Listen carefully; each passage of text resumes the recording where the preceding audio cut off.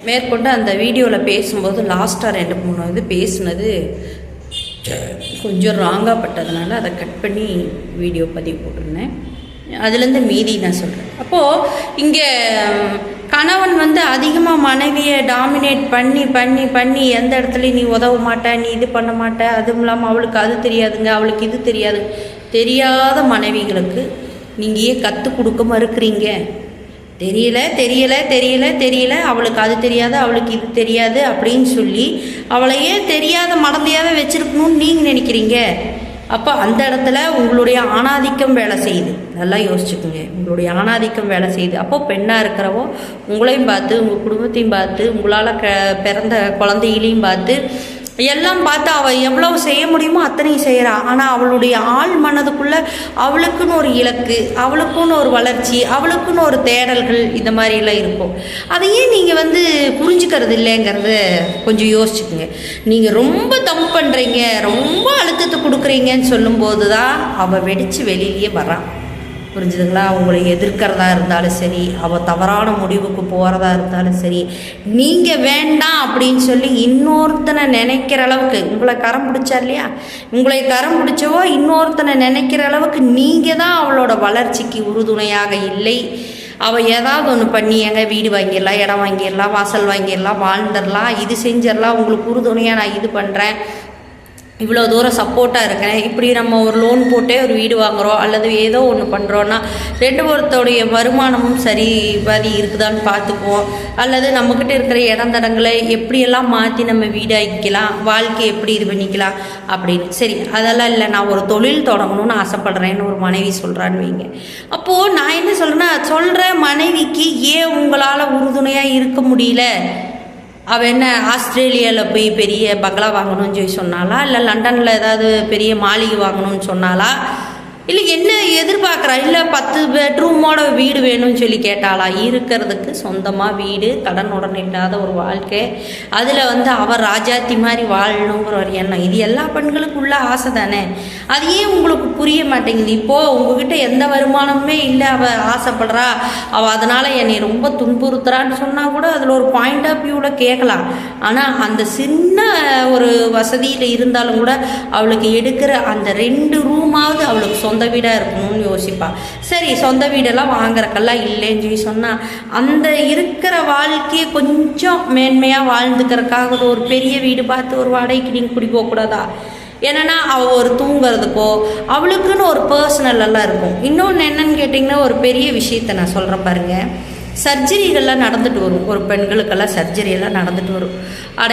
ஆடையோடு அவள் தூங்க முடியும்னு நீங்கள் நினைக்கிறீங்களா? ஐயோ, யாராவது வந்துருவாங்கன்னு அது மேலே ஒரு துணிக்கு 2 துணி போட்டு போட்டு அது புழுங்கி அந்த ஆப்ரேஷன் பண்ண ஒரு காத்தோட்டம் கூட அது அவங்களுக்கு அது கிடைக்காது. என்னென்னா வீடு வசதி இல்லை, ஒரு அளவுக்கு தான் இருக்குது, ஒரே ரூம் தான். அதே மாதிரி இந்த ரூமுக்கு வந்தால் அந்த ரூமுக்கு யாராவது வந்துடுவாங்க அப்படிங்கிற அந்த பயத்துக்கு வேண்டியே ஒரு புண்ணை கூட, ஒரு ஆப்ரேஷன் பண்ண ஒரு புண்ணை கூட காய வைக்கிறக்கு அவளுக்கு ஒரு சுதந்திரம் கிடையாது. அதுவும் பொம்பளை பொம்பளை பொம்பளை பொம்பளை எல்லாத்துலேயும் என்னங்க பொம்பளை மாற்றி மாற்றி அவளுக்கு ஒரு சர்ஜரி முடிச்சுட்டு வந்தேன். நீங்கள் சொல்கிறீங்கல்ல, ஆமாம் எல்லாம் உலகத்தில் யாருமே சர்ஜரி முடிக்காதவங்களாக இருக்கிறாங்கன்னு போய் பாருங்கள், பெரிய இடங்களில் போய் பாருங்கள். அதுக்குன்னு ஒரு ஸ்பேஸாக ஒரு ரூம் எடுத்து வச்சுருக்கிற அந்த ரூமுகளில் இத்தனை மணி நேரத்துக்கு யாரும் போகக்கூடாதுன்னு அவங்க அந்த ரூமில் இருக்காங்க. இப்போது நீங்கள் சொல்கிற மாதிரியே நான் சொல்கிறேன் பாருங்கள், பெரிய காயங்கள் கையிலையோ கால்லையோ இருந்தால் கூட அது நம்ம காத்தோட்டமாக ஓப்பன் பிளேஸில் வைக்கலாம். ஆனால் அதே பாருங்கள், பெண்ணுக்கு காலில் பெரிய காயம் இருந்ததுன்னா ஓப்பன் பிளேஸில் அவள் கால் நீட்டி கூட உட்கார முடியாது. அந்த கெண்டைக்காலில் ஒரு காயம் இருந்தால் கால் நீட்டி கூட அவள் உட்கார முடியாது. அதுக்கான சுதந்திரம் அங்கே இல்லை. ஐயோ, எல்லோரும் வருவாங்க, கால் தெரியும். என்ன அறுத்து போட்ட காலில் உங்களுக்கு என்ன தெரிய போடுது? இந்த பக்கம் அந்த பக்கம் கம்பி குத்தி அவளுக்கு வச்சிருக்கிற அந்த காலில் என்னத்தை அவங்க பார்த்துட போகிறாங்க? என்ன ரொமான்ஸ் அங்கே வந்துட போகுது? புரிஞ்சுக்குங்க நீங்கள். அப்போது அவங்களுக்குன்னு ஒரு ஸ்பேஸ், அது ஒரு தனிமையான ஒரு இதுகள்லாம் கொடுக்கும்போது அவங்க நல்ல பெண்களை பற்றி தான் நான் பேசிகிட்டு இருக்கிறேன், ஊதாரிகளை பற்றி பேசலை.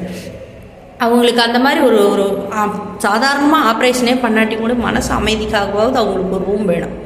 ரொம்ப நீங்கள் இருக்கத்துலையே தான் வச்சுருக்கணும், பிடிமானமாக போலைங்க. அந்த பொண்ணுக்கு இல்லை, எனக்கு அப்படியெல்லாம் ரூம் வேண்டாம், நான் இப்படி ஒரு வாழ்க்கையை நான் அட்ஜஸ்ட் பண்ணி இருக்குமாவே இருந்து நான் ஒரு சொந்த வீட்டுக்கு நான் போகணும் அப்படின்னு நினச்சேன்னா அவளோட லைஃப் அப்படி போட்டோம். கொஞ்சம் ஃப்ரீடம் வேணும். கொஞ்சம் குழந்தைங்க ஒரு பாத்ரூம் போயிட்டு வந்தாலோ ஒரு துணிமணி மாத்துறதா இருந்தாலும் அவங்களுக்கு ஒரு ஸ்பேஸ் ரூம் வேணும், தனி ரூம் வேணும். அதனால் நீங்கள் வந்து இந்த இடத்துல எல்லாமே குறுகலாகவே யோசிச்சு அப்படியே தான் வச்சுருக்குறாங்க. அந்த காலத்தில் பார்த்தீங்கன்னா புடக்காளின்னு சொல்லுவாங்க, பெரிய இதாக தான் இருக்கும். அதுக்குள்ளேயே துணிமணி மாற்றிக்கலாம், எல்லாம் பண்ணிக்கலாம், தண்ணி காய வச்சுக்கலாம், எல்லா வேலையும் அந்த அந்த ஒரு இதுக்குள்ளே முடிச்சு. ஒருத்தர் குளிக்க போயிருக்காங்கன்னா அதை பற்றி பிரச்சனையே கிடையாது, அந்த ரூமில் அதை முடிச்சுட்டு தான் வெளியே வருவாங்க. கைசாலைன்னு ஒன்று வச்சுருப்பாங்க, அதுவும் தனி ரூம் தான். அடுப்பெரிக்கிற இடம் தான், சமைக்கிற இடம் தான், கைசாலைன்னு சொல்லிட்டு அதில் ஒருத்தங்க புலங்கினதெல்லாம் இருக்குது. இதெல்லாம் என்ன நீங்கள் ரொம்ப ஊர்ப்புறமாக சொல்கிறீங்கன்னா, அப்போ ஊர்ப்புறத்துலேருந்து தாங்க நகர்ப்புறமே உருவாகிருக்கு. ஊர்ப்புறத்தில் இருந்தால் நகர்ப்புறம் உருவாயிருக்கு. அப்போ இந்த பெண்களுக்கான ஸ்பேஸ், அவளுடைய மன திருப்திக்கான ஸ்பேஸ் கிடைக்காமையே பிரச்சனையாது. சரி, இந்த பியூட்டிஷியனுக்கு போகிறாங்க இல்லையா, கண்டிப்பாக அவங்க போகிறதுல எந்த தப்புமே கிடையாது. தங்களை அழகு மாரி ஏற்றிக்கிட்டோம், அதனால் அவங்க தலையை வந்து என்ன சொல்கிறது, ஹேரெல்லாம் எவ்வளோவெல்லாம் அழகுபடுத்திக்க முடியுமோ அழகுபடுத்திக்கிட்டோம். அப்படியெல்லாம் அவங்க செலவு பண்ணுறதுனால தப்பு இல்லைங்க. ஏன்னு கேட்டால் அவங்களுக்கு ஒரு மன அமைதி கிடைக்குது, மன ரிலீஃப் கிடைக்குது. ஏன்னா அன்னை கேட்டால் சட்டி தூக்கி தலையில் வச்சுட்டு வெகு தூரம் நடந்து வர வேலை இல்லை. நல்லா புரிஞ்சுக்குங்க. அன்னைக்கெல்லாம் நடந்து வேலை செஞ்சு குமிஞ்சு நிமிந்து அரைச்சு ஆட்டி அவ்வளோ வேலையை அவங்க செஞ்சதுனால மன அழுத்தம்னு ஒன்று அவங்களுக்கு வரல. ஏன்னா உடல் பலம் அதிகமாக இருந்தது. சாகர வரைக்கும் நல்லா இருந்தாங்க. நல்லா புரிஞ்சுக்குங்க. இங்கே வந்து என்னென்னா, பெண்ணுக்கு சுவாசிக்கிறதுக்கு இடம் இல்லை, கண்டிப்பாக சுவாசிக்கிறதுக்கு இடம் இல்லை. அவள் ட்ரெஸ்ஸு போட்டுட்டு போகிற அநாகரிகமாக துணிமணி போட்டு போகிறவங்கள நீங்கள் நாராக பேப்பரில் போட்டு கிளிங்க, அல்ல மீடியாவில் போட்டு கிளிங்க, அவங்க டாப்பிக்குகளெல்லாம் விட்டுருங்க. சாதாரணமாக நடக்கிற குடும்பங்களையும் இந்த மாதிரி ஊதாரிகளையும் கம்பேர் பண்ணி எது ஃபேமிலி நடக்கிற இடம், எது ஊதாரித்தனமாக இருக்கிற இடம்னு கூட தெரியாமல் போயிடுது. பல பிரச்சனைகள் அப்படி தான் வருது. இப்போ ஒருத்தவங்களை பற்றி ஒரு குறை சொல்கிறோம், ஒரு இது சொல்கிறோம்னா யாரோ ஒருத்தர் அதில் இருக்கிற நியாயத்தை தூக்கிட்டு ஓடி வருவாங்க. அந்த குறை ஏன் வந்தது, எதனால் வந்தது அப்படிங்கிறதுக்கு ஆராய மாட்டாங்க. அதனால் திரும்பவும் சொல்கிறேன், பெண்களை நீங்கள் ரொம்ப அழுத்தம் கொடுத்து ரொம்ப அவங்களுக்கு டிஸ்டர்ப் கொடுக்குறீங்க. அப்படிங்கும்போது ஒரு நாள் அவங்க திரும்பி ரிவெஞ்ச் எடுக்கும்போது கண்டிப்பாக நீங்களாம் சுக்குநூறாயிருவீங்க. இது ஒன்று சினிமா டைலாக் இல்லை, நிஜமாக தான். எத்தனை ஆம்பளைங்க நல்ல பொண்டாட்டி கிடச்சி கடைசியில் அவள் வில்லத்தனமாக மாறுற அளவுக்கு இவனுக்கு அழுத்தம் கொடுத்து கடைசியில் அந்த பொண்ணு ஒரு கட்டத்துக்கு மேலே வெடித்து வெளியில் வந்தவங்கெல்லாம் எத்தனையோ பேர் ஆம்பளைங்க இருக்கிற இடம் தெரியாமையே போயிருக்கிறாங்க. வாழ்க்கைங்கிறது வந்து ஒரு அற்புதமான ரம்மியமான ஒரு விஷயம். ஏன்னா ஒருத்தர் பராமரிச்சுக்கணும், ஒருத்தர் காப்பாற்றிக்கணுங்கிற ஒரு சங்கிலி தான் இது, சரிங்களா? ஆனால் மற்றா அப்படியே தனியாக இருக்கணும் அப்படின்னு சொல்லி பிரம்மச்சாரியாக இருக்கணும்னு சொல்லி சொன்னாலும் கூட அவங்களுக்கு தூரமாக ஒரு டிஸ்டன்ஸில் அக்கா, தங்கச்சி, தம்பி, அண்ணா அப்படியெல்லாம் இருப்பாங்க, சரிங்களா? அப்போ அவங்க துறவரம் போன்று இருக்கும்போது அவங்கள யாரும் டிஸ்டர்ப் பண்ண போகிறதில்ல. துறவரம்ங்கிற வாழ்க்கையை போகிறவங்க அவங்க பாட்டுக்கு அவங்க போயிடணும், எதையுமே சுமந்துட்டு போகக்கூடாது. இங்கே வந்து வாழ்க்கை பொம்பளை வந்து துறவரமும் வாழ போகிறதில்ல, அதே சமயம் மன அமைதிக்கும் வாழ போகிறதில்ல. அப்போ அவளுக்கு எந்த நேரம் ஒரு பேர்டன் கொடுத்துக்கிட்டே இருந்தீங்கன்னா அவள் எப்படி ரிலீஃப் ஆவா? பாயிண்ட்டு புரிஞ்சுக்குங்க. அதனால் நான் என்ன சொல்கிறேன், ஒரு குடும்பம் பிரியறதுக்கு காரணம் பெரும்பாலும் என்ன சொல்கிறது, ஆண்கள் மேலே பெண்கள் பழி போடுறாங்க பிடிக்கிறாங்கன்னு சொன்னால் அவள் கொஞ்ச நாள் போட்டிருக்க மாட்டான்.